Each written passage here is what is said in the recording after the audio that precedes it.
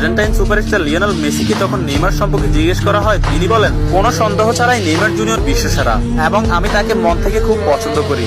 এবং Argentine midfielder Rodrigo D পল বলেছেন, যারা নেইমার জুনিয়রকে ভালোবাসে না তারা ফুটবলই বোঝে না। ফ্রান্সের বিশ্বকাপ জয়ী কিলিয়ান এমবাপ্পে বলেছেন, নেইমার শুধু ফুটবলের রাজা নয়, মহারাজাও বটে।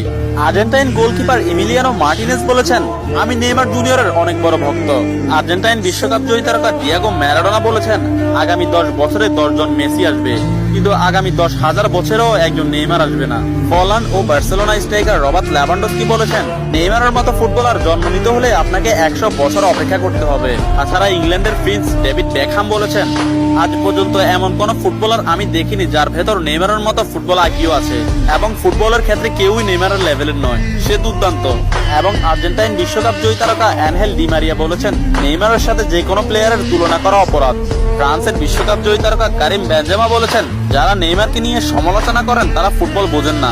ম্যানচেস্টার সিটির কোচ পেপ গার্দিওলা বলেছেন, আমার ক্যারিয়ারে নেইমার মানেই সবকিছু। আমি মাঝে মধ্যে নেইমারের খেলা দেখে আমার দলের উপর সেটা বিস্তার করি। এবং স্পেনের বিশ্বকাপ জয়ী তারকা জেরার্ড পিকে বলেছেন, নেইমার ইতিহাসের সেরা খেলোয়াড়। অন্যদিকে লা লিগা সভাপতি তাবাস বলেছেন, নেইমার লা লিগার সম্পদ। এক সাংবাদিক ব্রাজিল